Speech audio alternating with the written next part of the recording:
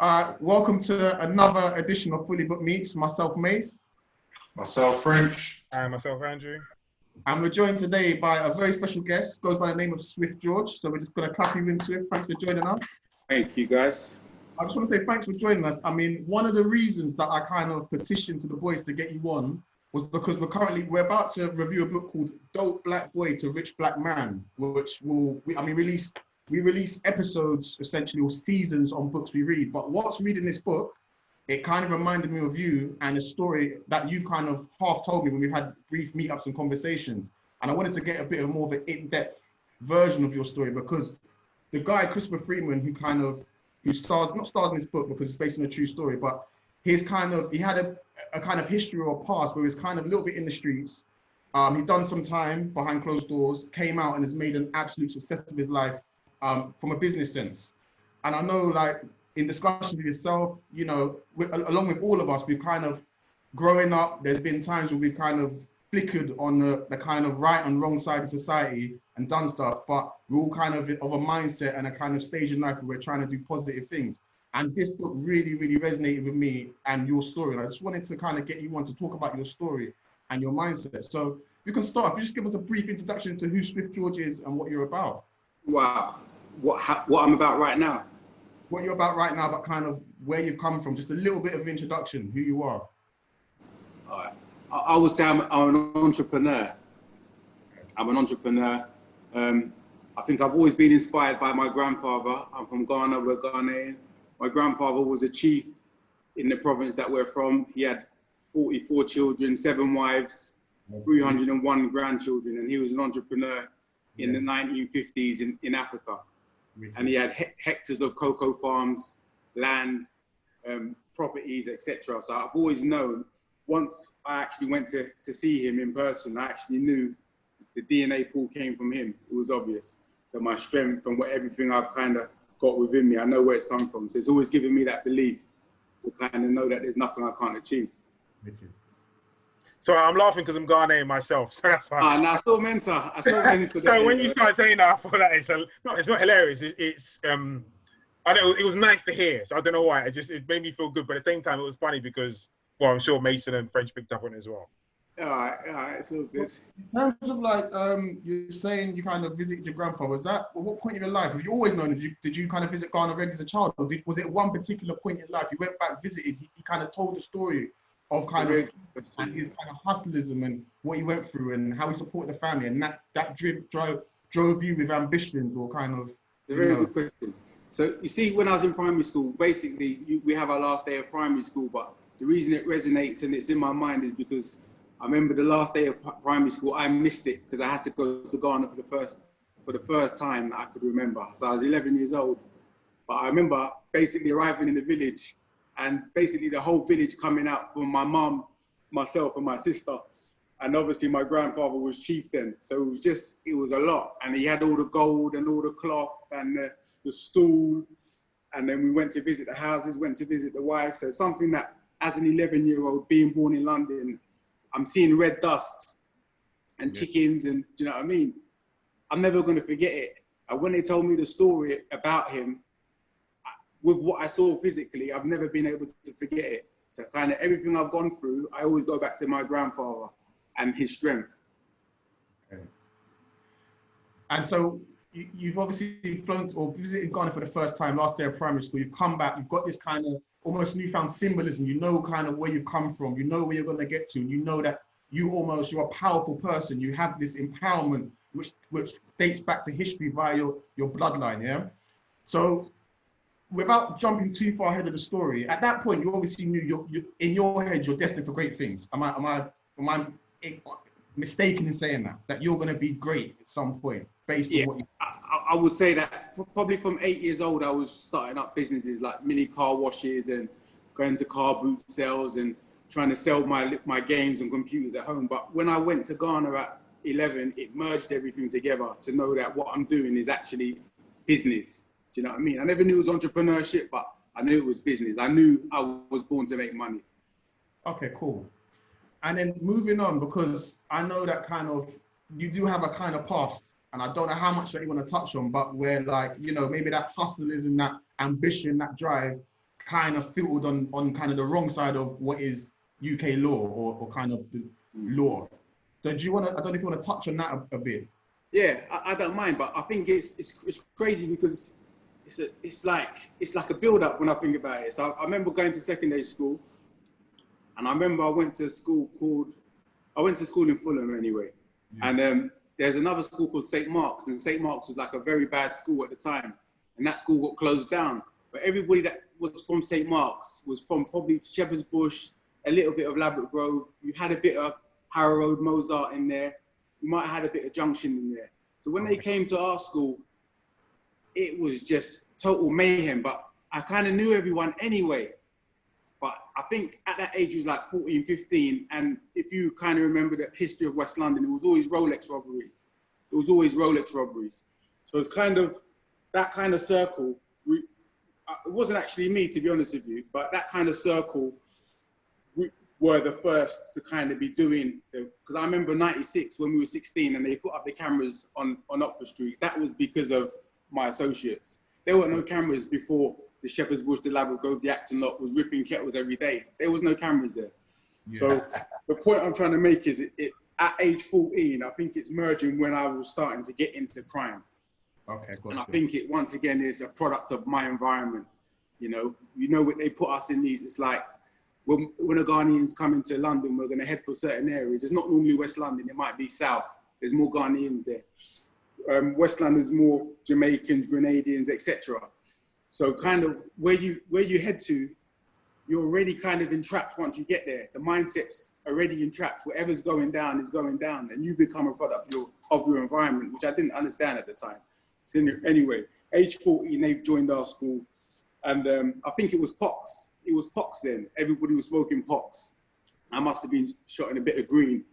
Then I remember going to Ladbroke Grove. The front line was busy then, and one of my mates took me to the front line, and I bought my first half of ash. I'll never forget that. My mate, Gavin Brown, I'll big him up for that.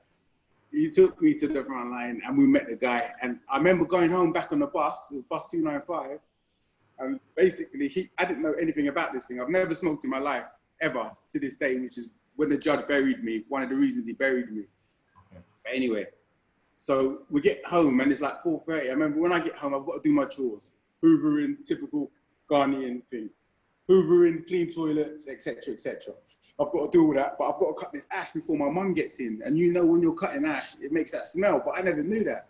So obviously we're doing the £10 drawers and we've got a knife and it's all smelling, whatever. Wrapped it up into maybe £100 worth of drawers. Went back to school, flipped it the next day in the day.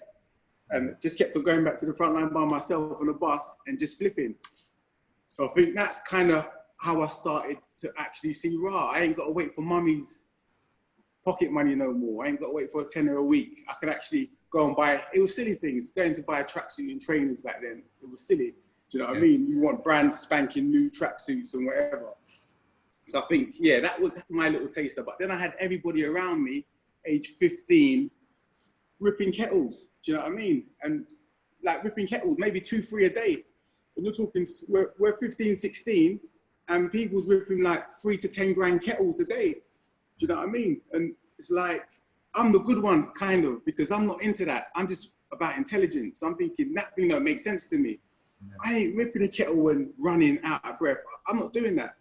But one of my best friends actually, at the time, he said to me, listen, you may do your little green thing, but listen, just come out there with us. As you lot know, they say we're out there, right? You remember that terminology? Come out there with us. If we don't lick nothing, how much are you going to make today? I said 50 quid. He said, I'll give you 50 quid. So I just kind of, I stepped on it. And something did happen. I did do something.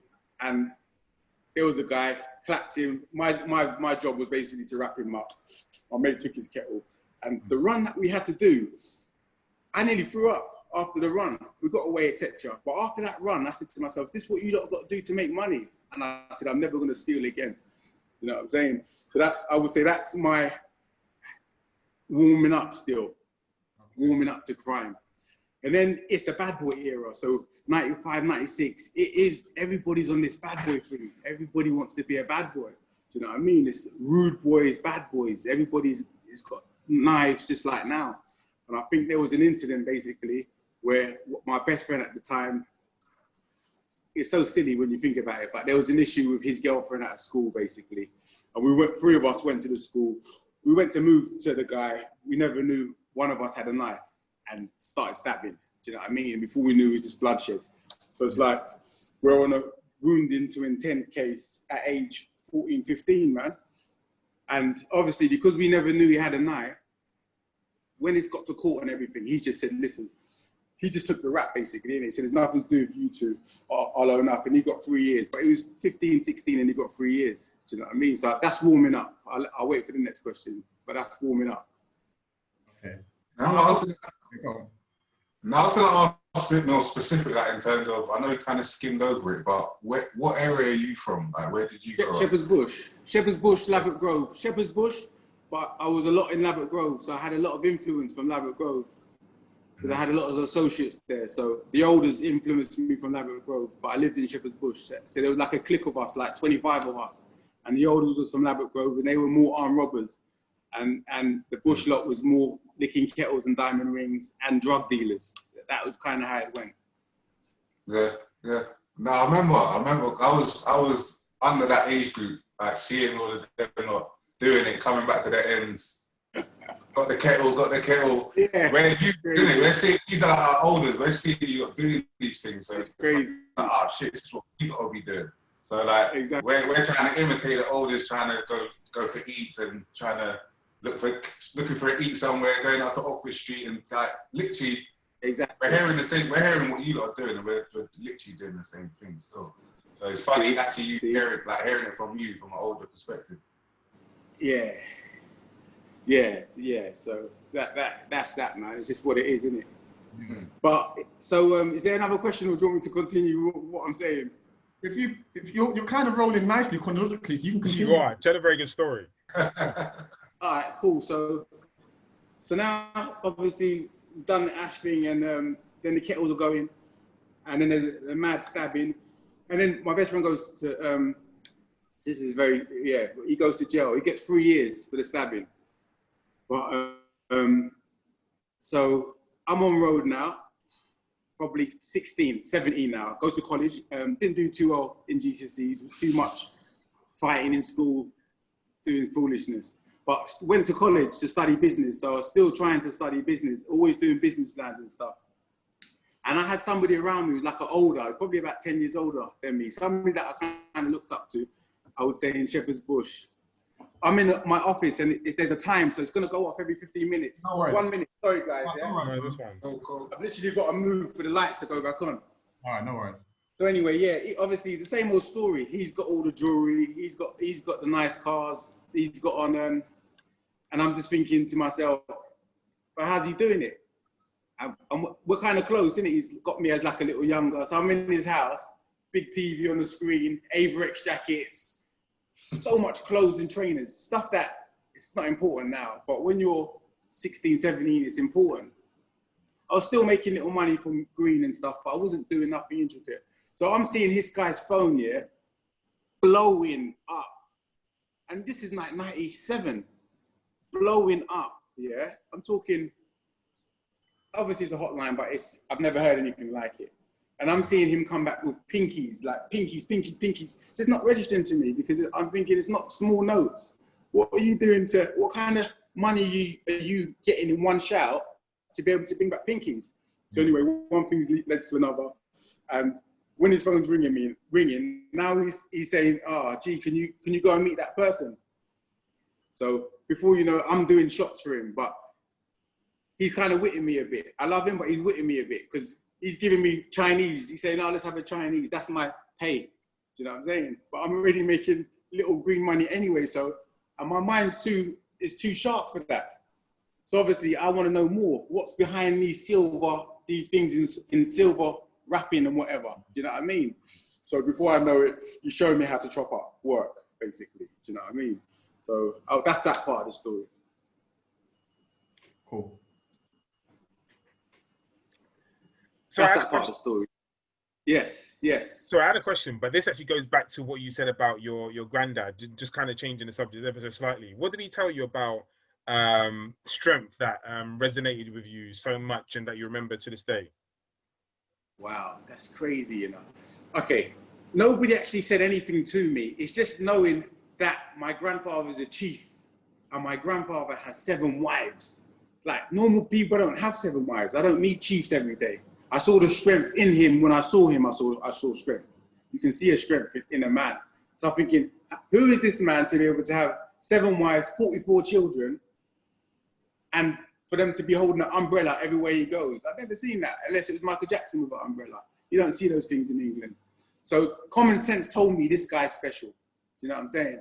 Even from a kid, common sense told me he was special. But as I got older and I went through my own trials and tribulations later on, I realized that the reason I was able to get through it, and I started to understand that it's your genetics, man, and it's what's handed down to you. Do you know what I'm saying? So I always say to like girls, I said it when I was a kid to girls, be careful who you lie down with, because you might see your kid acting strange or whatever, but it's who did you lie down with? Who did you have your child with? And I think that's very important. I think that's very important, but I hope that answers your question. Yeah, it did. To get back to the story you're telling, so you've got your older there. One of your best, your Cody's, he's inside for a few years. Your older now kind of got you on his line basically in terms of running. Yeah. What happens after that? Do you go deeper, or where's the transition? Is it that you get yourself in the deeper trouble before you kind of flip into the man you are today? How does it work? Do you know what happened? Yeah. So what happened is, I'm learning now. I'm learning hiding places. I'm learning how to chop work. I'm learning how to measure work. I'm seeing him meeting cats. So I'm learning how to treat them militant. I'm thinking, how come you could talk to me normal, but you're talking to them like that? So I was watching and observing everything. Then my best friend's come home from jail. He's come home from jail and he's like, boy, we've got to do our thing. And at the time, I've got like a chaps. You know what chapses were in back in the day? Yeah. And he's good. He's been ripping kettles, so he's got 30, 50 grand anyway. But we've got to set up together. So he said, listen, let's just buy some food together. It was only like an ounce or something like that of work. But I had to sell my chaps for it. So I sold my chaps. And he's saying to me, like, Swift, what's happening? How come you're not around? And I said, oh, I'm helping my man. He said, nah, we're doing this thing. It's not about helping my man. So anyway, we bought our food, got on some mountain bikes. This is 98. We just wrote our number down. No. And we just started saying to people, look, driving through bush, Uxbridge Road by Ochi. I don't even think Ochi was there then. Okay. Do you know where we can get food? Saying it to cats, and cats, they're so stupid. They say, yeah, I know, blah, blah, blah. Before you knew it, we had like 100 punters. I would say we had 100 punters within 2 weeks. Wow. We had 100 punters in 2 weeks, and we just had a system. We had a system, basically. We had a mad system, basically, where I would work a week and then pay him, and then he'd work a week and pay me. While I'm working, he's sleeping, resting to power up. While he's working, I'm sleeping. So we're hiding from feds, undercovers are on us, hiding under cars, we're passing shots at 2 a.m. in the morning, sleeping in bangers. Do you know what I'm saying? This is 98. And these things are just growing. So people are coming more around me. So I've got more of the Elaborate Grove armed robbers coming around me, because obviously kind of money's being made. Then I've got this South London like killers coming around me, like literally. Do you know what I'm saying? So it's just all kind of coming to a head. And then links are coming. We're getting more links now. So we're getting a link from Yard, then we're getting a link from Africa, and it's just big food. So I remember it was a summer, we must have sent the links £1 million, and we're like probably 18, 19. And a couple of us had a race. We said like the first one to make 100 bags. Then we done the first one to make 200 bags. And it's just like got silly. Do you know what I mean? But the point I'm trying to make is I got extreme in everything. And I'm just that kind of guy. Anything I'm doing, I just go extreme. And I went extreme. Do you know what I mean? By the way, at this point, because it's 98, 99, are you still studying? Yeah. Or you dropped out now? Are you still studying? No, I'm still studying, but I'm just going for girls, really. Okay. Do you know what I'm saying? I'm just going for the hype. I'm missing lessons now, as you said. Do you know what I mean? And yeah, there's just a lot of, everything's just moving to a head. There's a lot of beef in between, as you can imagine. A lot of stabbings in between. But it's just becoming normal now, do you know what I'm saying? And we've got straps, like 15 straps. I'm collecting straps now. I'm not even 20 yet, do you know what I'm saying? Probably bought my first, I bought my first Porsche in cash for 40 bags at 20. And I bought my first house at 19. So now it's just going nuts now, do you know what I mean? It's going nuts, but everybody's coming around me for the wrong reasons. Even at that time period, because at 1920, I wasn't even thinking about properties. Even at that time period, you're thinking investment rather than, you might want, and like the lavish thing, it's still thinking investment. Yeah. I don't know why or how. That's the honest answer. I don't know how I thought about property. I don't know how. That's the honest answer. Did you ever have like a mentor? I know you said that you had someone that you was working for temporarily, but did you have nobody in the hood was buying property. Okay.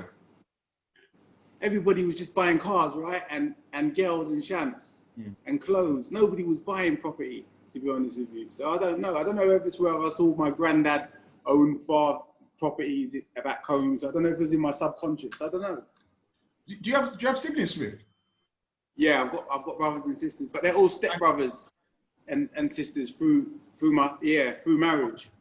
No, okay. I was just going to ask if they kind of were aware of what was going on in your life at this point as well, or if you kept that separate from home life. If that makes sense. Do you know what? I think at that age, I don't know what about you guys, but I was very, very arrogant, man. Okay. Family annoyed me, especially culture.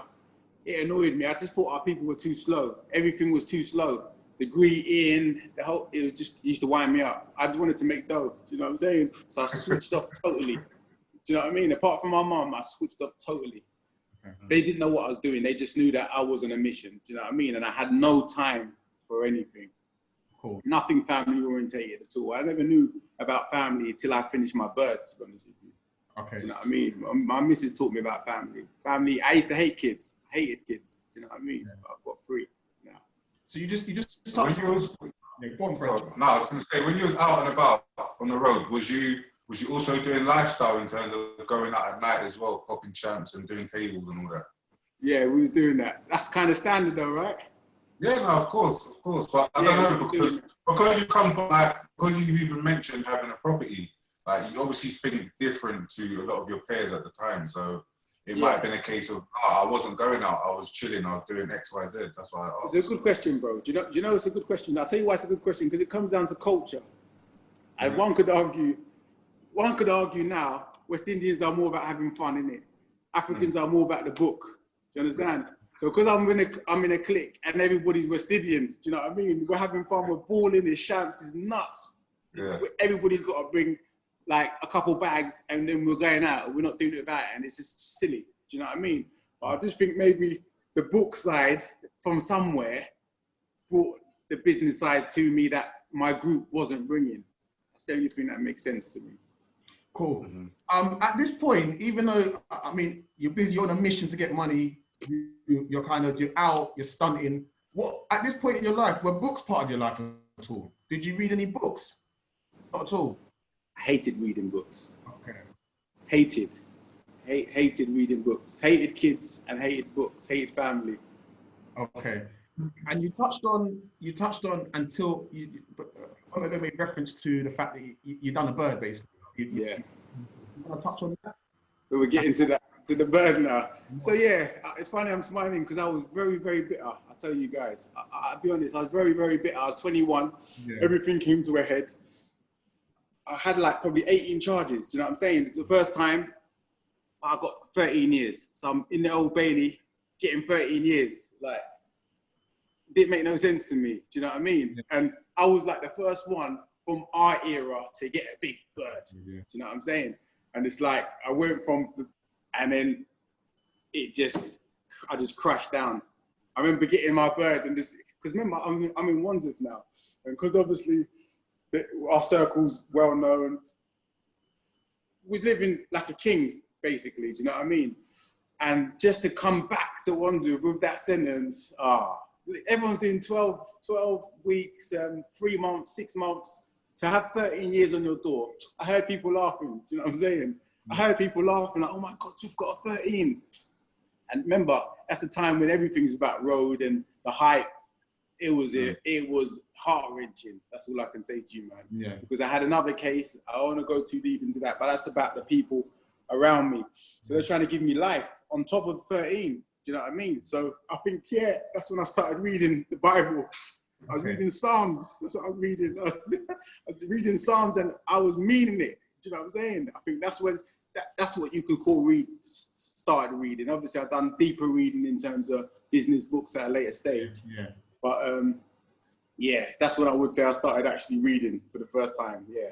So tell me about, so obviously you now got that big bird, you now come to the fact you're going to be doing a significant amount of time behind closed doors. Tell me about the transition in mindset. Tell me about that time period that you had where it's just you and those four walls.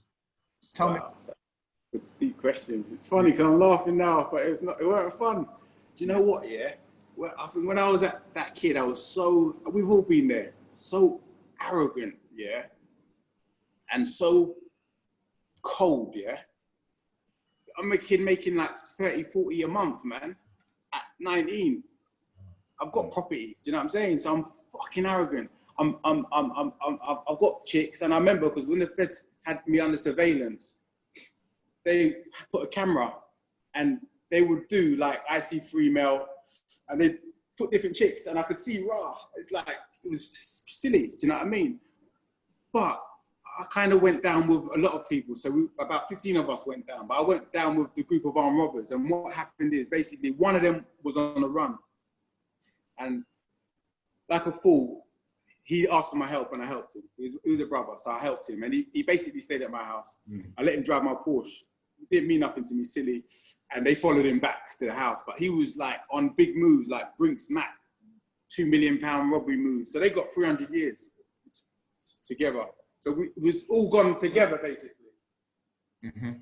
So it kind of made it a little bit easier, thinking it's not just me. It's not just me. But because of the arrogance and because of just the coldness at that age, I said to myself, you know what? You think you're this bad boy, you think you're this, let me test your strength. So what I used to do in Wandsworth, I used to go into my cell for 6 weeks at a time and I refused to come out. I refused to have fresh air. I said, let me test your strength, see how it's going to take for your brain to burst. Do you know what I'm saying? And I just used to go in and come out every 6 weeks. People say, you're going crazy. I said, no, there's nothing out for me in the exercise yard. I don't need to walk in circles. I'll come for food, but I'm not coming out. And I just tested my strength. But yeah, Wandsworth was it's jail. It's jail. I went to Wandsworth, then I went to Swellside. Yeah. I went to Swellside. Swellside, there's like 300 man doing life. Yeah. So it's like, I just said to myself, I ain't got time for this, man. My objective was to get out as quickly as I could. Do you know what I'm saying to you? I didn't want to, I didn't have time. I saw people getting bent up by screws and all that. That would have mentally hurt my pride too much. So I said, listen, I can't have myself in that position. So I just done my bird in silence, total silence. Do you know what I'm saying? And because I was so quiet, nobody troubled me. Went to Swellside for 2 years. Yeah. Everybody's fighting with big crazy knives, hot water, sugar. Didn't get involved. Then went to Maidstone. Maidstone was just like some old dungeon, man. After Maidstone, then I went to like a DCAT called Swellside, as in Kent, and that was like the first time I stepped on road. So I was gone from age 21 to 28. Okay. And whilst inside, was you working on any kind of business plan, any kind of strategy? Did you think I need to put a plan in motion for when I come out? I need to leave. Yeah. Maybe you was thinking you could come out and do even bigger. I don't know. You tell us. It's a good question. I started studying economics in Wandsworth. Okay. Yeah, I paid for the course. It was A-level economics, man. Didn't really understand what I was really doing at the time. I didn't really understand like things like inflation and stuff, but I tried. Yeah. And I think the fact, or what you're touching on, is just trying to tap into something else, right? Trying to tap into something different, educational wise. I tried, yeah. And I used to have to send out the coursework to the tutor, yeah. Was there any others around you that kind of had a similar mindset? Okay. So when you say mindset, what element of mindset are we talking about? In terms of my mindset, or in terms of, okay, so you're indoors and you're looking to study. So was there anyone else around you who was like, I'm going to study as well? Or No, was it a nobody. case of, no, I'm going gym and... No, it's a good question. Yeah, a good question. Everybody's going gym and everybody's going to prison education. It's a joke. I didn't understand it. Do you know what I mean? But people was doing it to get out of the cell. But I just thought they're all zombies anyway. Do you know what I mean? Unless you put in proper work and you had that status, you know, I just kind of kept myself from everybody because I didn't rate anybody, to be honest with you. So the last thing I was going to do is be led, is the point I'm making. Do you know what I mean? So who would you be bouncing your ideas off if you was bouncing any ideas at all? Good question, man. Business ideas or economics or study or anything like that. Both spiritually, physically, like in terms of business, in terms of just like releasing your thoughts, because when you're in your mind too much, it can kind of get scrambled. So who do you need to bounce like just air it out? Like who's your sounding board? I had no one, bro. Serious? No sounding board, nobody, bro. I had no one, man. No one. Ones if I was banged up with alcoholics, schizophrenics, losers. Do you know what I'm saying? There's and nobody's on study really in jail. Really, nobody's on that. There's nobody to really bounce real ideas off. Nobody. I'm writing letters for certain people. They can't even write home. So, like, in regards, no, I was just going to say, in regards to the book that we're going to be doing for the next season, Chris Freeman, again, similar lifestyle, done road, went indoors. But basically, his point of his book is essentially when he went inside, that was his turning point. Like he'd done a program that made him kind of have a different perspective on how he's going to live his life. Would you say going inside was your turning point, and was it anything specific in jail that made you think, I'm now going to go in this direction? That's a good question. Do you know what the turning point was, bro? The turning point was when I got 13 years. I didn't need to go to the prison. I just needed the sentence. Do you know what I'm saying? Yeah. That sentence, when I turned around and looked at everybody, I even saw the feds' mouth like that. They couldn't even believe it. Nobody could believe it. They gave us the worst judge. But I know that I needed a big bird because I was so over myself, or whatever you say. I know anything under 7 years wouldn't have changed me. But to answer your question, the size of the sentence, it changed me, man. Because I said, I've lost all my 20s. There's nothing you can do to make me go back to the game. That's just stupidity. Do you know what I mean? Unless you're not intelligent, then you ain't got a chance. Because a lot of people do have to go back. Yeah, I have a couple of things. Something you just said there, but then I do want to answer my question. There's something I said to, I think it was Mason yesterday. Obviously, there's a lot of like glamour attached to the roads, and that's cool. And I think it's all right that people celebrate their wins, but ensure you celebrate your losses and your sacrifices as well. And like, do you want to kind of? I know you probably like said obviously some of the sacrifices and things that you went through, but is there anything else that you went through that made you think actually, or no, in fact, anything that you would say to maybe other people that would kind of ward them off that type of lifestyle and would probably maybe focus on something else that their characteristics or skill sets would benefit from? All right, cool. Very good questions, guys. The first thing I would say is obviously the game is total bullshit. That's like, it's total bullshit. Do you know what I'm saying? When you think about it, everybody, 20s is about figuring out life and making mistakes. 30s is about more acknowledging, okay, this is what this is about. I'm a father now. 40s is about execution. This is what I've learned in my life, and now I'm making shit happen. So this 20s and this game, it's just a basic setup. Do you know what I mean? I got brainwashed by movies, if I'm honest with you. It wasn't just my eyes. I got brainwashed by gangster movies. I watched them every night. And when you think about it, it's basically brainwashing yourself. Because just like if you read a book, it reprograms you. Do you know what I'm saying? Which was another part of the story. Watching and being around the wrong people, you're conditioning yourself. You're programming yourself. So what I would say is the game's total bullshit. And never accept the card you're dealt with. Because as I said earlier, when our people come into this country, we're going to come into certain areas where the setup is already the setup. And when you think about it, even once we get into our 30s, it's not an accident that we're not living in the same council estate or flat that we used to live in. Everybody seems to go out further or change locations. That's not an accident. We weren't meant to be there. Do you know what I'm saying? Our brain cells weren't open then. They're closed in them places. As you learn and you grow, you realize you aspire for more. So I'm saying I'm saying to kids, don't accept the hand you're dealt because it's not the right hand. Do you know what I'm saying? Think and aspire for more. Do you know what I mean? Anything you've been given, so the council flat you've been given, the school place you've been given, anything you've been given is usually shit. Do you know what I'm saying? Because if there's any quality of product, you've got to fight for it. Do you know what I'm saying? I hope that makes sense. No, it does. Like just actually touching on the book, because you're saying a lot of things that actually resonate. Where I forget the name of the person in the book, but he speaks often about how when he was in school, like probably many of us actually, were either selling sweets, this, that, and the third, and then obviously he went on to sell drugs. But actually, his skill sets, he didn't use them in the correct way, and he didn't actually take to school because he kind of, he had different ways of learning. And obviously, some of the things that you're stating is that essentially you had a great business acumen, but unfortunately you'll use them in the wrong way. So I just kind of thought it was very, very good to highlight that.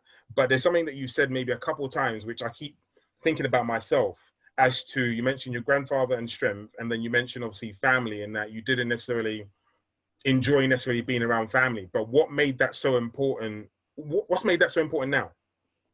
It's a very good question. Okay. I think that, okay. So obviously I had it wrong. I think the world's corrupt anyway.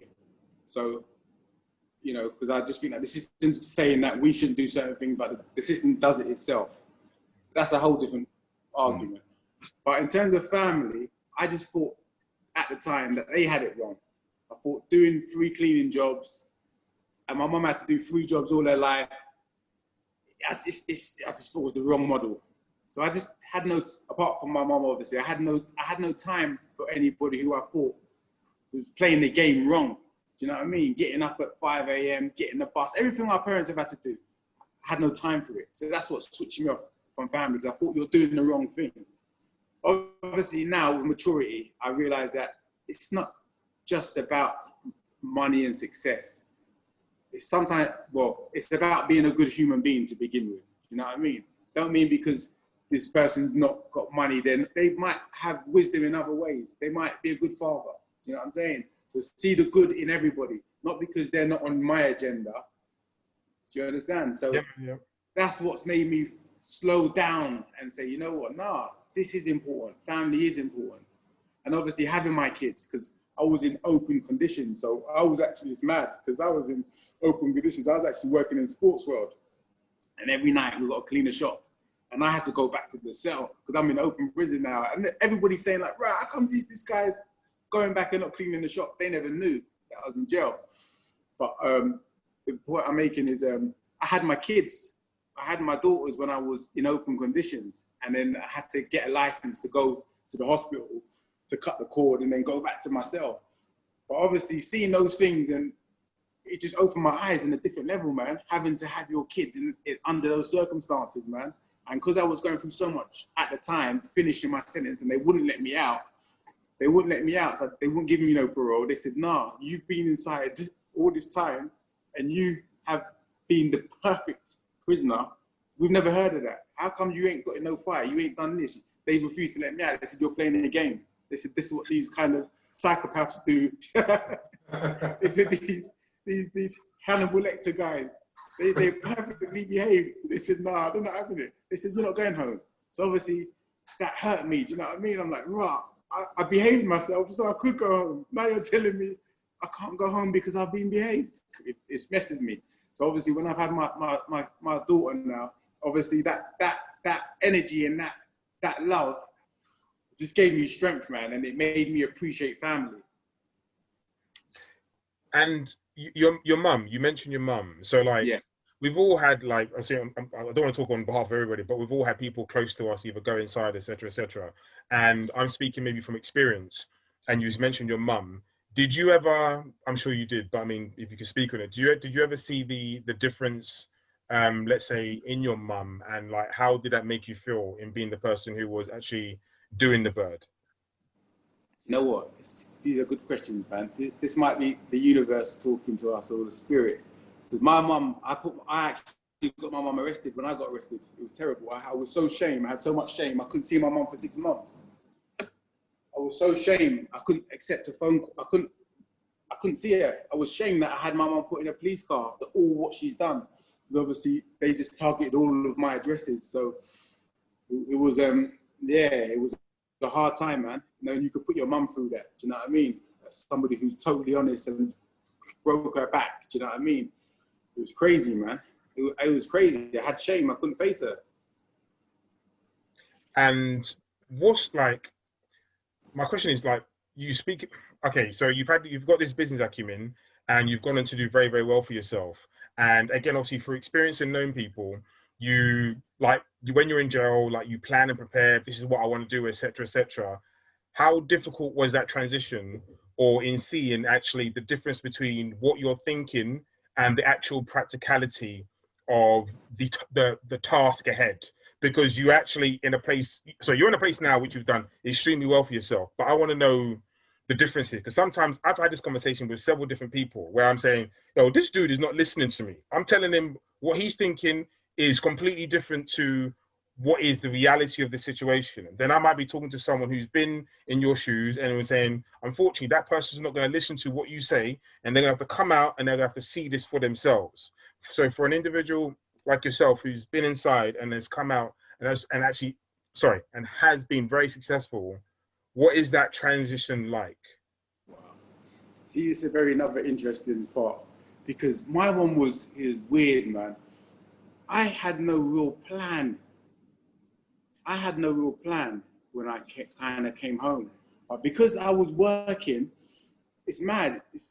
God is powerful, because as they refused me parole, it meant that I had to stay in jail for another 18 months or something. I met some guy here, and this guy had some link for like properties and how to basically structure new build property deals. So I'm like, I was about to come out like 2 months. And how am I hearing this 2 months? 2 months before my sentence. So anyway, I kind of took what he spoke to me about, and I set up the company from the prison. But as soon as I got out, we started driving around the new build developments, like Barrett Homes and Bellway Homes, and basically saying to them, listen, man, you lot need to move units. To me, it's just like the game. I can move your units. It's just like the game. I can move your weight. And I went up there, we drove and drove, found one, said to them, listen, we'll move 4 units. He said, listen, if you can move 4 units by Christmas, we got to the sales director. He said, we're in. So we moved the 4 units by Christmas. We moved into first-time buyers and packaged the deals, moved into first-time buyers. And we was getting paid like maybe 10 grand a deal. And like, just before you know, we sold like £5-6 million worth of property in 18 months. This is before the last crash. So like, it was just crazy. It was crazy basically, because it wasn't a plan, but it gave me, the point I'm making, it gave me belief that I could go legit. Do you know what I'm saying? It gave me belief, because I was seeing road money. Do you know what I'm saying? I'm seeing more money than people seeing on road, legitimately. The checks were like 32 bags for a check. So it just gave me belief. Obviously, the market crashed after that. So it went from up here to bang, being in a lot of debt. I was in like 300 grand worth of debt, 3 kids, I had to work. Do you know what I'm saying to me? Working in warehouses, driving vans. It was painful, man. But I had the belief to say, you know what? I can do this. What skills would you say that you took from the road that you brought to the legal side of life?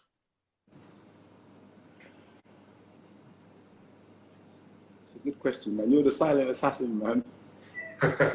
You know what, bro? It's not. I don't think it's the obvious ones like people say is like the transactional. I just think that you need a level of intelligence, right? If you're gonna make any real money on road, you have to have a bit of strength, because you know, you're always a target on road. There's always some sort of war. So I just think, and maybe belief. I think maybe when you grow up, we grow up, because there's so much people against you, if you don't believe in yourself, you'll just be a target, right? If you don't love yourself, and if you don't shine like a star, you're a nobody where we come from. So for me, I just think it's maybe that belief. That's what the road gave me. That's what the streets gave me, that belief and no self-doubt. Do you know what I mean? So if they can achieve it, I can achieve it. I would say that's the biggest thing. And you just made that analogy a second ago in regards to like going to the suppliers and saying, look, I could move your bricks almost. And that's what I took up on. That's what it was.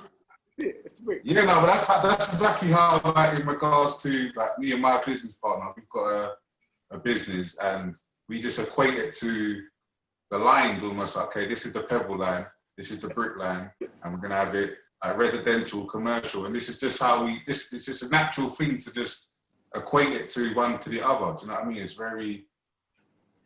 Do you know what's so interesting about what you said? Do you know what's so interesting about what you said? Yeah. Because when you're building a company and you've got your structure, and you might have your CEO, you might have managers, then you might have a sales team, you might have your PA above the sales team. Because, like, I'm so straight, yeah? Can you believe that it took me longer to structure? It took me longer to structure business because I wasn't thinking road enough. I swear down, if I was thinking like my workers from the off, like these are my workers, them and I all got phones and I'm giving them grub, I would have built my sales team faster. I was thinking sales team and my brain would loop it. Do you know what I'm saying? I would have done it so much quicker if I just kept it road, but I was so anti-road, it took me longer. But strong foundations take longer to break, right? The foundations that I've dug in the last 13 years, they're too deep. We've touched on it on and around kind of your business. Do you want to go into depth now on your business? Because you said you kind of you set it up just as you're about to come out, and you've kind of touched on the fact that you first approached like big developers, like your Bellways, like your Barretts, like your, I don't know, your Barclays, and kind of said, I can move some units for you. If you can't sell and can't ship them, I can find buyers. Tell us now a bit about your model, where you started, what you've done, what your business is about. All right, cool. So that model is like an old model because money was flowing in that last recession. Everybody was giving away loans. Mortgages were not safe lending. So it's kind of easy to make money when the system's kind of making it easy. So it's kind of like a fake false economy. Yeah. The model's totally changed now. So lenders aren't lending. There's less opportunities now.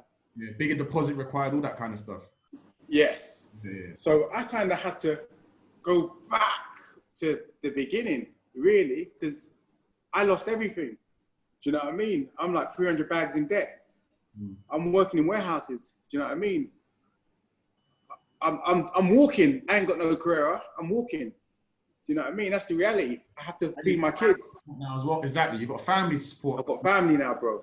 There's no, when my missus is cooking for the kids, there's nothing for me now in the pot. There's anger now. Why is this business thing taking so long? Yeah. So I had to go back to basics, bro. And to go back to basics, I had to start with property courses. I had to go and learn property courses because before everything was freestyled. You could just figure it out yourself. But the game's changed so much that I kind of had to find out new strategies. So I went on a few courses anyway, and the initial thing to do when you're starting from scratch is property sourcing. So obviously everybody kind of knows what property sourcing is. It's basically packaging below market value deals, packaging them and then selling them on to investors. But once again, people exaggerate how easy that is to do. It's very, very tough. And there's, once again, with property, there's so many things that can happen and go wrong in between. So done a course, locked onto some millionaire guy. He liked my story. He actually said, jump on the course for free. He said, if you're starting from scratch, the place you need to head for is Liverpool, because obviously Liverpool was so cheap. So like 5-6 years ago, headed down to Liverpool, bought my first house for 33 grand on a bridge using bridging finance. So bridging finance is basically based upon the property deal. It's not like mainstream lending. Do you know what I mean? So where you might get a mortgage for like 3% per annum right now. A bridge is like 1.5% a month. Okay. But they'll give you the money without looking at your credit report, without looking at your background. And I done the first one. The first one on the bridge, yeah. And it was a refurbish, yeah. And I flipped it onto an investor. Okay. That guy you spoke about, the millionaire, did he become like a mentor to you? Was it just based on was it just the course that you kind of you? No, the funny thing is, they say find a millionaire, break your back for them, and then it should happen for you. So I kind of broke my back a bit, but I don't think it didn't become a mentor. I think sometimes people can kind of more one-sided, you know. But I'm grateful for the information he gave me. I took it and ran with it. It took a bit longer than I thought, but I took it and ran with it. Yeah. So following your first property, what happened after that? Yeah, so my first property, and in between, I was just basically sourcing properties for other investors and basically charging a fee for it, packaging it, and just building up my own pool of money. And then I bought a commercial building by Everton FC, funny enough. Okay. But obviously, because the way I'm doing it, unorthodox, man. So my kids have to get fed first. Do you know what I mean? So I'm sleeping in hostels once again, but once again, it's like jail's prepared me for that because I'm sharing a room with and alcoholics, and I'm paying like £7 a night, hot noodles. Anyway, done a bit of crowdfunding to buy a commercial building, and because commercial buildings, lenders don't like lending on commercial buildings, so it's very difficult to get lending on commercial buildings. So this deal went on for like 8 months, but in the end, got a lender to do the loan on the building, and done a little crowd fund to actually raise the deposit for the building. And I literally had to learn how to do floor plans, learn how to do rewiring, learn how to do plumbing plans, learn how to do electric plans, because I couldn't afford architects. But I lived and slept in that building for 2 years, on and off, driving from London, on the coach. I had to get the coach from Victoria, 6 a.m., jump on the coach, 10 up was the budget, and then sleep in the building, man. I got sick in the building quite a lot. But it taught me the hardcore way, because obviously I'm giving plans to builders and I'm having to draw the floor plans myself. And the thing is, when you're starting from nothing and you're trying to add value to a building, you've got to spend the money in the right way. Because if you don't spend the money in the right way, so for example, you spend money on carpets instead of putting in new bathrooms, for example, then you just lost all your money. And we're from a community where sometimes business is a bit of a taboo, I think. We're in England. You go to Africa and you go to America, we're doing well, do you know what I mean? But I think here in Europe, black people doing business is a bit of a taboo. Yeah. So it's very difficult to get people to support you and to get funding, because people don't understand it, do you know what I mean? People don't understand what a good return is. They don't understand that the banks are giving you 1%. They don't understand really that inflation means your money's disappearing in the bank. So it's just like, it took me a long time to figure that out, man, because I was going to property networking events and I was pitching to them, but I wasn't realizing that they're looking at me like, you're black, man, we ain't putting our money in you. Because they've been programmed, they're not used to seeing black success. I didn't understand it at the time, do you know what I mean? They're looking at me. I used to even take books in. I used to take books in there with me, because this is when my reading got deep. I was reading like, maybe, well, at least a book a week, plus audio. So I was on 8 books. And that is where we say Think and Grow Rich kicked in, man. That was the book that changed my life. Think and Grow Rich changed my life, man. It changed my life. But in terms of the property, I think I was fighting the wrong battle. I was trying to get investment from people that didn't believe in my community. So I think once I figured out the psychology behind all of this, then things started to get easier. Mm-hmm.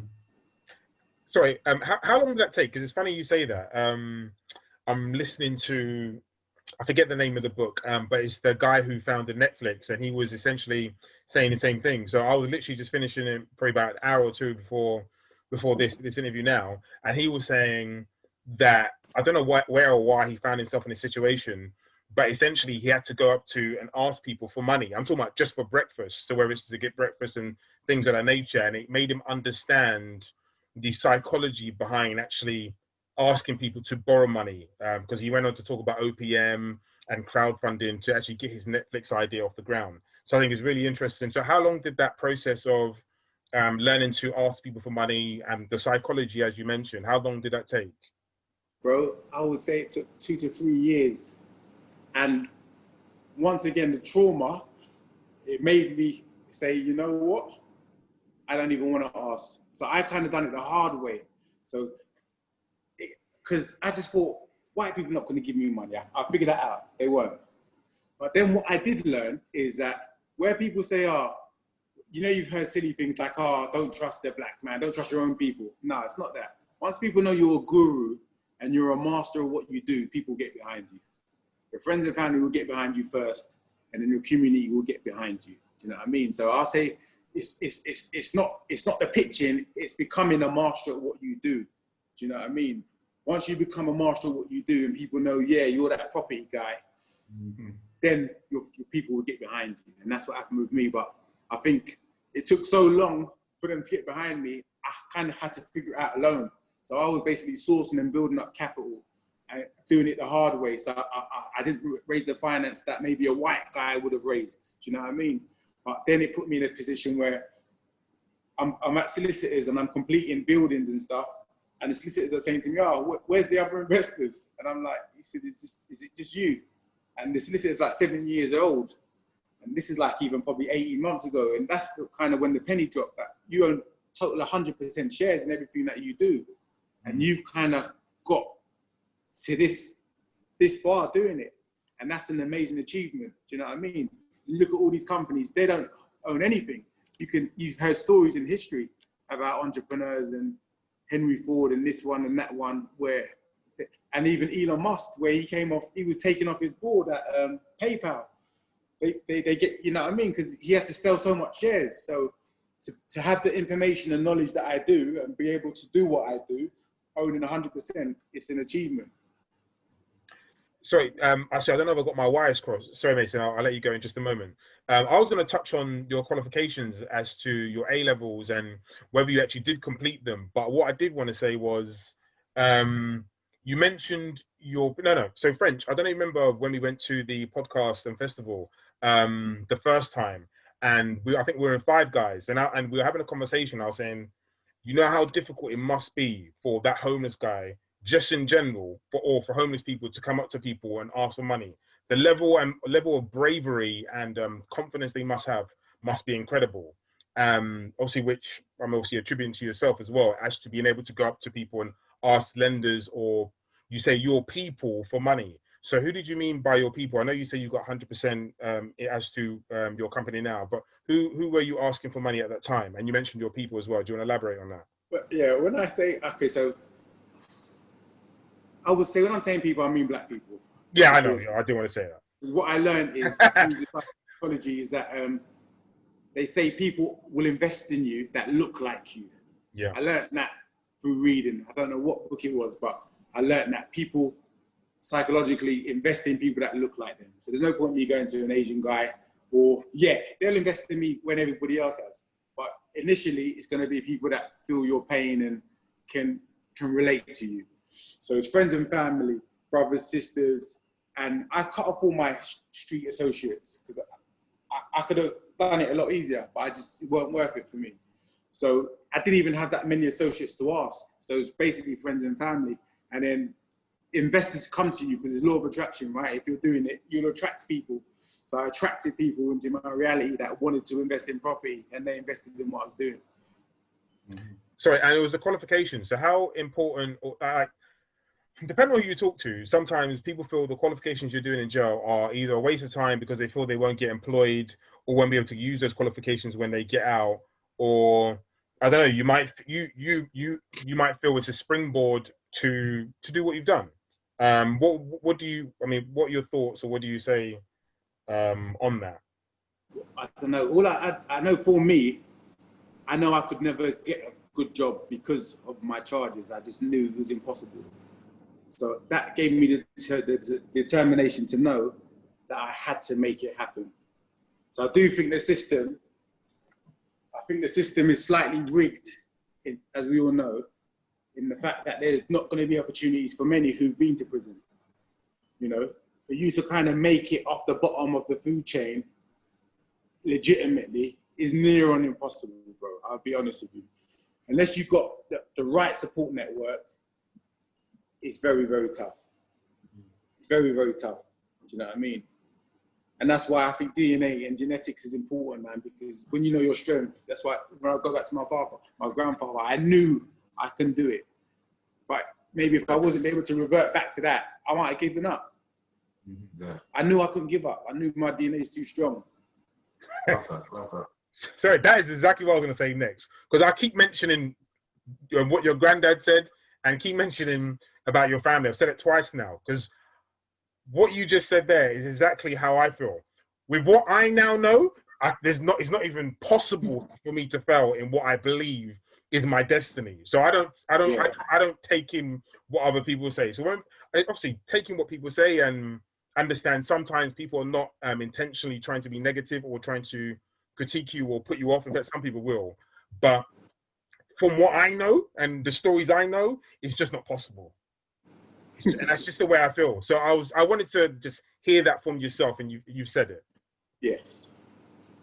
Couple of questions that I've had on things you've said, Swift. So you hated books, and then you touched on a book that kind of changed your life.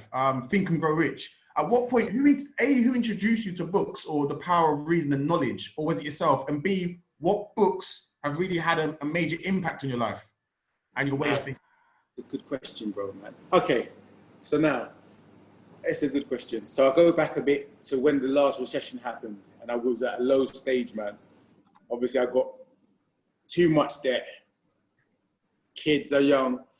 So now, I'm just calling, I'm praying now. So I'm praying and I'm saying, listen, help me, God. Do you know what I mean? Help me, man. Somebody like this can't be it. I just thought, this can't be life. There's got to be more than that. And then one of my good friends, who's a millionaire, the property millionaire, he sent me a link, a YouTube link, and it was of Earl Nightingale, the greatest secret in the world. Have you guys heard of that? Yeah. And it's basically about the secret, which is law of attraction. But when I heard that, and I was basically talking about the 1% of society and the 99% and 5% middle class, and basically how we're moving like robots out here and zombies. Do you know what I mean? And that basically everything starts with an idea, and then the law of attraction. So after I heard that video for half an hour, I went on a rampage, man. I went on a rampage. It just changed my life, because it was 1 minute I'm asking, like saying to God, is this it? This can't be it. This it. This can't be, life can't be just this. There's got to be, I feel like a prisoner. Like, do you know what I mean? Living this mediocre existence.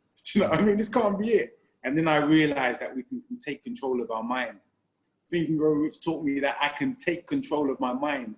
Taught me what mind chatter is. Do you know what I mean? Affirmations. It taught me deep stuff, man.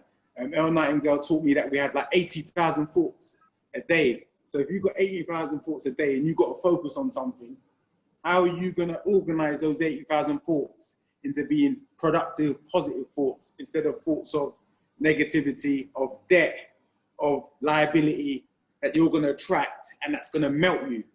So once I figured out, and once I learned that, I can take control of this, it was like being born again. And I think from that moment, I started reading a ridiculous amount of books. So I want to go into those books, but I think sometimes it's important to, so from when you came up, so when you came out up until this point, how many years had gone by? 3 years, I'd say. 3 years. Okay. About 2011, I said, what the hell is this? Yeah. And I come out in 2008. So going back to that, you were saying about some of your peers, how you're not basically in touch with them. Was there a transition of when you guys were, I guess, still kicking it, so to speak, then you kind of dropped each other out? Yeah, it was. Yeah, it's a good question, man. Because basically, when you get to DCAT, everybody thinks you're coming home and you're going to come back to the circle. And then obviously you bring your links to the table. So I basically felt that I felt let down basically by my associates. I felt let down by my best friend in particular. And I said to myself, you know what? I know that there's a bag of money waiting for me. But I said, after the pain I've gone through, there's no amount of money you can give me, no amount of money that you can give me to buy my friendship back. So that bag of money was offered to me, and I refused it.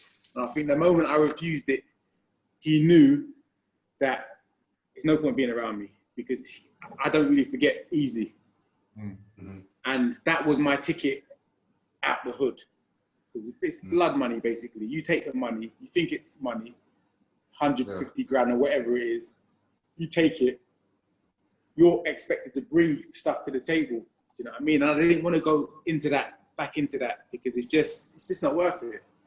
Mm-hmm. So yeah, that could have happened. And because I walked away from that, it enabled me to focus 100%. Do you know what I mean? I made sure I cut and burnt all the bridges. Yeah. So you don't necessarily need to touch on it too much, but in what way did you feel let down? And the reason why I say that is because I occasionally have a laugh with a friend who did a bit of time, and at that time I must have been early 20s, and when he got out, he remember telling me that he must ask me for some money, and I must have gave him probably the last of what I had, which might have been like £10. So I must have sent him £10 or something like that. And then like when he's got the money in the jail, like him and his cellmates are laughing, and like he told me the story when he got out as to them laughing as to what's £10 gonna do inside him. But what him and his friend said was, at least someone's actually looking out for you. Like he goes, your friend may not know this £10 means nothing here, but at least your friend has sent you something in comparison to maybe a lot of people who might have actually forgot you. So I kind of wanted to know what you meant by let down. Yeah, just to touch on what you said, £10 a lot when you're sitting down, because it is heartwarming when somebody sends you a tenner, because it lets you know they're thinking about you. So no matter how big of an earner you are, if somebody sends you a tenner from the road when it's so busy, it touches everybody. So I'll let you know that. And the second point was what? Sorry? What were the things that you felt maybe let you down? Because, what let you down? What let me down is that I felt that I gave a lot to my circle, and without realizing it, I took the mantra of being a boss. So probably that comes with why have I got everybody's guns? Why is the link mine? Why am I making more dough and feeding everybody? Everything was too much on my head, basically. But that's maybe I took the mantra as being a boss. Do you know what I mean? So obviously, when I was gone, I thought, even a letter, you could at least write a letter. Do you know what I mean? That's all I kind of wanted, like a letter from somebody you've been best friends with all your life. Do you know what I mean? A letter, just a bit more messages, a bit more love. If you're writing to somebody and they take like a year to get back to you, that weren't good enough for me, because we're with each other 24 hours a day. So I just felt let down by the basic things. Do you know what I mean? It was nothing financial at all. I just felt let down by the basic stuff as being a human being, innit? If somebody's behind a wall for 24 hours a day, they need to read, right? Or they need to be shown some sort of love. And my missus, she was there for me. And I remember when I got my big bird, she come on a visit with my name tattooed on her stomach. And I thought, rah, I got 13, this ain't no 3 years. When a woman comes and does that, and she's putting it in a place like that, and then you're thinking a woman can do that, but a man can't even write a letter, it wasn't good enough. No. Mm-hmm. So, and how old were you at that point where you were, that sort of thought was coming through your mind? Because the reason why I say that is because, like, in maybe the few people that I know have been inside, or been inside and come out, I've sat there in hindsight and gone, you know what, actually, I wish I'd done maybe a little bit more for that person. But then I think, actually, I might have been too young not to know how to approach that situation. Although communicating with someone is something simple enough.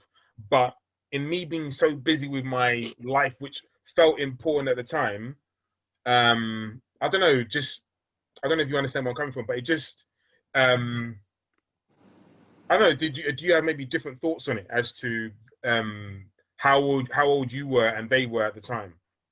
Yeah, I probably, at the time, we was like from 22 to 27, it pissed me off. But for me, it wasn't about that. To me, it's about the closeness you have with somebody. So you've got friends and you have your boy who you're really close with. I didn't blame everybody. It was just one or two I expected more of. Do you know what I mean? Yeah. So for that, I thought, you know, if you can't write a letter, you can't do much in life. Do you know what I mean? You're a businessman and you can't write. How are you supposed to fill out your company accounts or do anything? It wasn't good enough. Do you know what I mean? If you don't aspire for much, then cool, I get it. You're one of them guys that I had to write letters for in jail. But no, you're a heavy character. You know what I mean? I expect more from you. It doesn't matter about age. We was in primary school together. We was in secondary school together. One page would have done something for me, but not being able to get a letter was like, nah, this is not good enough.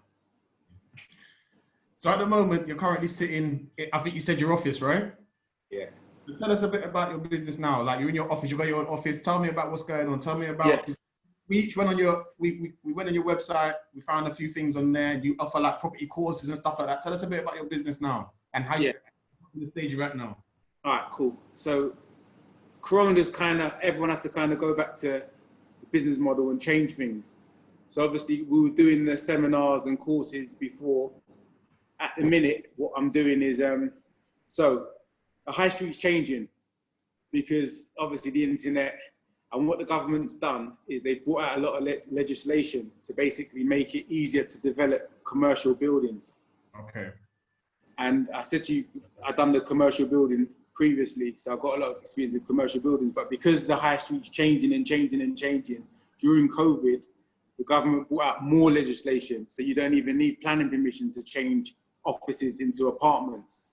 So at the minute, I'm doing the stuff that I can. So I've got a couple of projects in Liverpool, something by Uxbridge, something in Northampton. I've got multiple projects, but what I'm doing at the minute as well is I'm building a sales team. So they're working virtually, and they're basically bringing in joint venture partners, because the joint venture partners enable me to buy even more buildings. And now basically we do the acquisition, we find the building, we'll send in architects and contractors.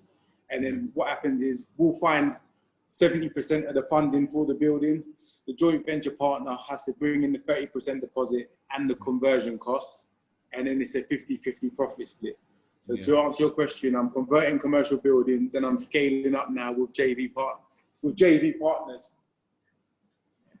Scaling up with JV partners, because basically what the partners allow you to do is have an untapped source of money, because you can only do, as one person, you can only ever do a certain amount of deals.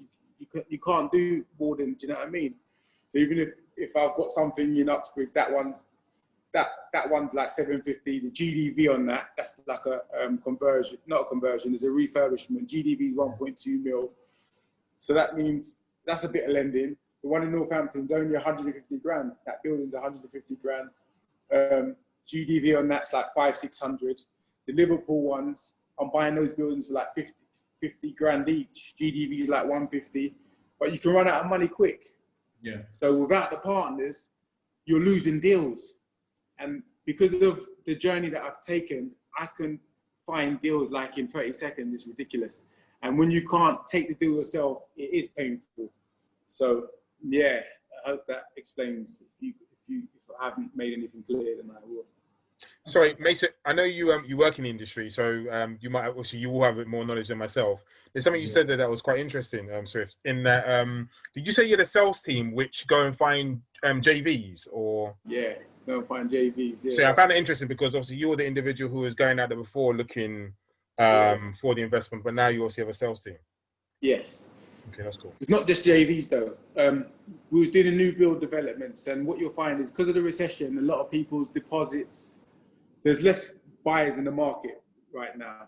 So new developers are going to have a lot of stock units as well. So I've got the sales team, they're chasing new build developers, they're securing first-time buyers to match to those deals, and they're securing JV partners as well. But even with the JV partners, we're looking at everybody. Basically, it allows me to do the stuff that I couldn't do by myself. So now we can talk to like ex-president of Ghana. Do you know what I mean? We can talk to all the footballers in the Premiership. We can go to the NFL. We can international partnerships. Do you know what I mean? It allows us to scale up and scale up and scale up. So yeah, that's really interesting. I don't know why I'd never really thought about that in terms of having a sales team to go out and get joint ventures. Yeah, but yeah, because I think because I've learned it the hard way kind of thing, and as I was saying, you run out of money when you're doing property. You run out of money, so the joint ventures is the only way not to run out of money. Sorry, and where are we now? So from when you've come out to today? When you say where are we now? No, in terms of, obviously we spoke about the 3-year period before. So how long have you been out? So from when you came out to now? 2008. So 12 years, 13 years, I think. Yeah, 12 years. Yeah, 12 years. Just looking back and maybe, I guess, taking a step back from your position now, what advice would you give to your younger self, or even someone that was, I guess, from the same area, from the hood, from Bush, whatever part of London, fill in the blank? What advice would you give them now in terms of steering away from the roadside? Like, what would you say to yourself or someone similar? I don't know, man. I would say, I touched on it. It is a game. I would say, be a bit smarter. Do you know what I mean? And I would say, just don't accept the card you're dealt, man. And I would also say, if you are in a position where you're doing it and you do feel stuck, I would say slow down and think. Because it wasn't until I was in jail that I got the time to I got stopped in my tracks. And when you're in the game, sometimes it's so rapid, you don't have no time to think. Do you know what I mean? But if I would have had that time to think, maybe I would have come away from it. I would have made different decisions. So, I mean, it's easy for me to say, don't do that. I think the system's so rigged. Unless I've got a solution for you right now, I think that's bullshit, me telling you don't do that. Do you know what I mean? You're going to have to figure, you know it's wrong. You know it's a setup. You're going to have to figure it out, how to get out. But you can get out. You're going to have to figure it out. One of the ways you're going to figure it out is you slow down, you put yourself around successful people. And that is a challenge that we do have. We don't have people that we can kind of look up to and that we can speak to. Do you know what I mean? I remember, like, even at the time being in like 100 grand worth of debt. And then I'm talking to my mum. I come out of that half an hour with my mum. It's like a depression. But if you're talking to a millionaire and saying I'm in 100 grand worth of debt, keep it moving. This is what you do. So I think it's very important who we have around us. I think who we have around us, if we're in these circumstances in the hood, is going to determine how we change our realities. Do you know what I mean? So I think the stuff that we're doing tonight is so important to let you know there are positive role models. Do you know what I mean? People who are aspiring to do great things and doing great things. You know, you don't have to accept the hand you're dealt, man. You're dealt with. Yeah, no, that's what I was alluding to. That was going to be my follow-up question, to be honest, in regards to what do you think we need? And you touched on it by saying that we need role models. And again, people like yourself and ourselves to be, to, I guess, to prove, like, what's the phrase I'm looking for? It slipped my mind. But basically be that role model, be that person for someone else to look up to and say, all right, cool, I've come from that same ground, that same whereabouts, that same lifestyle. And there's someone that's turned his life around, that's doing positive, that's doing the same numbers that he was doing before, if not more, and not having to look over his back and, you know what I mean, not sleep with one eye open. So, no, definitely, that's definitely essentially why we've got into this, because you need gentlemen like yourself to be trying to keep. I think what you're saying is important as well, because we touched on it earlier. It's this Europe thing. I said it to Lee. It's like a taboo doing business in Europe, being black.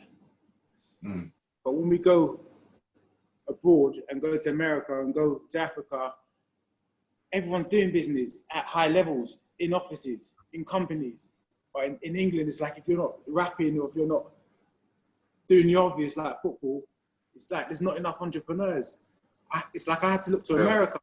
Even if you think of the self-help books, we kind of had to, I don't know about yourselves, but I had to look to America to find Think and Grow Rich. They weren't really, I'm not saying they're not in England, but I know America's more of a money machine. I see it for what it is now, where before I kind of saw it for movies or whatever, but now I see the economics. That's what I look at first now when I'm doing business. And I realize that because it's a money machine, there has to be all of these models for you to be able to tap into to grow. Where because England and Europe's not really a money machine, our economy's like 3 trillion of late. Do you know what I mean? America's like 19, 18 trillion. So unless they're showing people how to do business and giving you mentorship and giving you bank loans, and it's not going to happen. So what I'm trying to say is that the European model and the UK model is so basic, man, in terms of business. It's so basic. And that's why it's kind of made everybody's journeys so hard and so drawn out, because we ain't got the infrastructure. Like, you do know that they offer black people less loans than everybody else. You guys aware of that? Business loan. You know about that? Yeah, definitely. Because they say that we're not trained in business, so we're just going to lose the bank's money. That's how you see it. Do you understand? We're going to lose the bank's money, but you're cutting out. Yeah, French, you're breaking up. Can you hear me? Yeah, now we can, yeah. Yeah, I was just going to make the point of alluding to what you're saying about showing and proving. There's not enough people in the spotlight that are showing and proving to say we can do business, and it's not deemed the cool thing to do. But I'm guessing like what we're doing here now, and we're starting to see it a bit more. A few of the entertainers are doing more business-like moves, and we're seeing that we can do business and we can make moves, and we are entrepreneurs. And there isn't just one way of making money besides doing entertainment, essentially. So yeah, no, definitely. Show and prove was the statement I was thinking about. No, it's true. Because when you think about it, I've said it like before, everything is buy and sell. Everything, like this phone, it costs money. This tissue costs money. This wall costs money to build. This teacup costs money. Everything in front of all of us costs money. So if we're not invested in business, we're missing a big trick. Because everything in front of us is companies that put it. And I think that sometimes we've been so clouded by, be it music or be it whatever bullshit, it's time now for us to start lifting the veil. And it's going to take stuff like this, you know? And I think we are getting to the party. I think we are arriving at the party now. You mentioned solutions, which I thought was, well, you mentioned solutions, which I thought was quite interesting. What type of solutions do you think, I mean, that might be an easy question, but yeah, what type of solutions do you believe are needed to maybe change the mindset for someone who has been caught up in the roads, and the reason why I say caught up in the roads is because you have a particular skill set which can be shifted and used, for example, to do exactly what you've done. And for a man who actually runs courses, I don't know, I mean, do you want to maybe explain what type of courses you run, maybe in a bit more depth? Or do you want to, well, as well as that, you might want to explain maybe what other solutions we can find to actually not qualify, but educate the younger generation and steer them away from doing things that they shouldn't be doing? I think the first point is that in terms of solutions, I think that, I've said it on this thing, I think that the system's rigged. And I think that one thing they say is you can't beat the system. So I've always been the believer that if you can't beat the system, you have to create your own system. Because clearly the right systems work, right? If you take a basic system of, like, I've said it in like seminars before, go to a McDonald's and you order a Big Mac anywhere in the world, the bread, they're putting the ham, whatever it is, they're putting the cheese, they're putting the gherkin, it's a system. And every McDonald's Big Mac should taste the same everywhere. So the system that we need to design ourselves needs to be something that works. I think, I say this isn't because I don't think we need to be reliant upon the government. I think we need to be reliant upon ourselves. I think one of the things we need to learn really is about money first and economics. Because I was doing, they called it home economics in school was about food. Yeah, that's Totally pointless. I don't really understand anything that I learned in school. Everybody's saying it now. You know, we don't learn anything in school. We learn to become debt slaves. We don't really learn to become entrepreneurs. So I think maybe in a family group and a family setup like ourselves, I mean, with my kids, all I talk to them is about becoming CEOs. Do you know what I mean? And having that idea and growing that idea and putting the work in. So I think in terms of a solution, it would be what we're doing now, but with a structure and a curriculum that involves economics, money, and business. And I think it'll take a few of us to come together to create that system and that structure and to roll it out from a certain age, probably from the age where I started to turn, which is about age 13, 14. I think that age group should be targeted, but I think we need to systemize something economical, you know, because the thing is, there's no business isn't overnight, so it's important to kind of start planting that seed of our kids and the kids from an early age. I think maybe planting it 19, 20 when people are making money already. I think it's too late. It doesn't help. When you think of Sunday schools when we was kids and stuff, sometimes we had to go to Sunday school. We was like 12 and 13, you know, Sunday school for what we're talking about, digitally, from home. The world's changing, right? We ain't even got to see each other no more. We could do it like this. So I think that would be a solution potentially. And do you want to expand maybe a little bit on the courses that you run? The courses I run are property courses. So basically they teach people about money, firstly, inflation, return on investments, what the banks give you, and then capital appreciation in property over the last 30 years. And we just basically teach that. If you look at the last 30, 40 years, even above, property's always going up in percentage terms. England, as a country, not getting any more space. The same space is here, and there's people traveling over all the time. So there's always a demand for food, clothing, and shelter.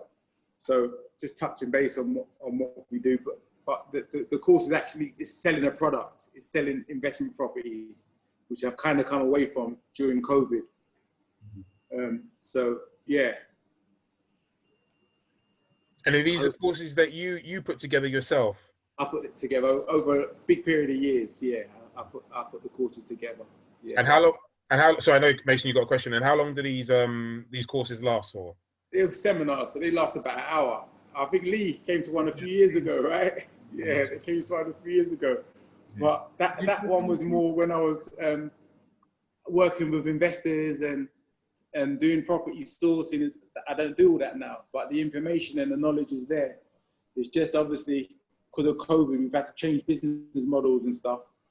But in terms of teaching our people and the masses, it's something that I will need to restructure that information to get it to the kids. And it's part of the plan. It is part of the plan. It is part of the plan. The funny thing is, or the ironic thing is not funny.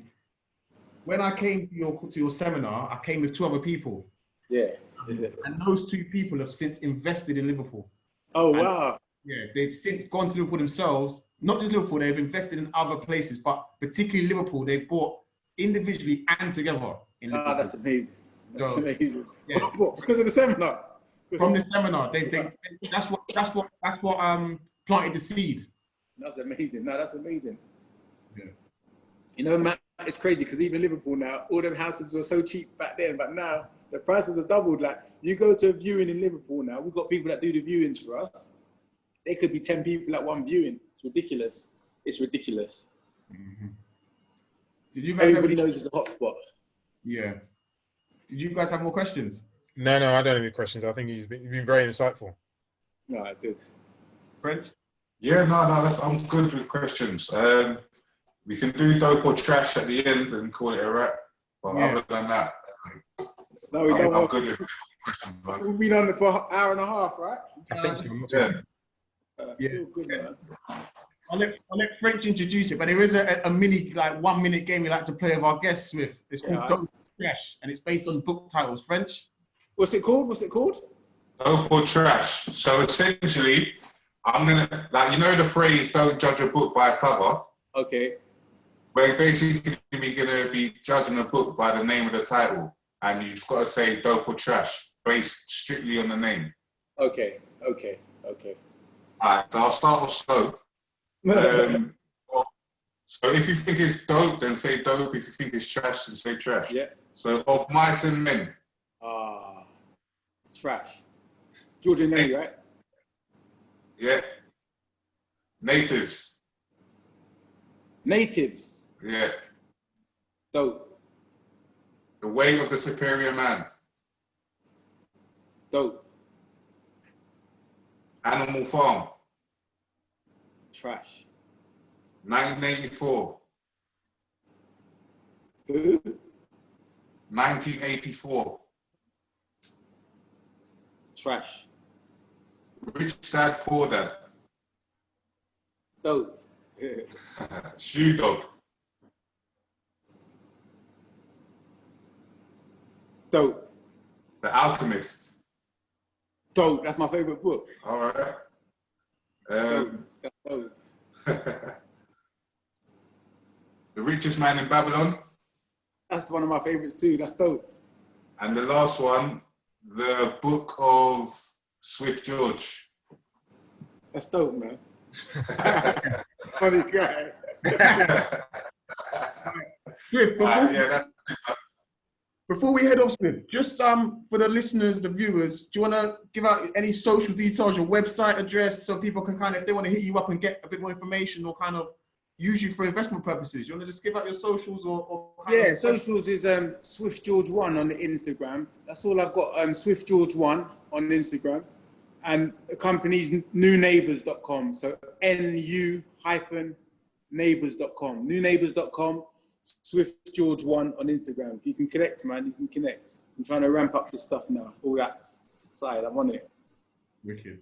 I just want to say for myself, and I'm sure on behalf of the rest of the Fully Booked team, thanks for having me for the show, man. It's been it's been really interesting. Really enjoyed it, man. I'm humbled as well, bro. Thank you guys, yeah. Thank you for thinking of me. Thank you for thinking of me. But blessings, but what you lot are doing is very good, man. So just keep on going, man. We need it. There's none of you guys around, you know what I mean? And I think you're clearly pioneers for what we're doing, do you know what I mean? So I know it's a calling. I know you've been touched. Answer the calling, man, and deliver. So we're proud of you also, yeah? Excellent, bro. Much appreciated. Viewers, it's at Fully Booked on the socials, on the Instagram. And obviously all our details will be up after the video, but just you can holler at us. And if you want to come on the show, if you've got any suggestions, please feel free to feed in, comment, subscribe, like, all of that. Thanks again, Swift. Mad love. Peace. Take care.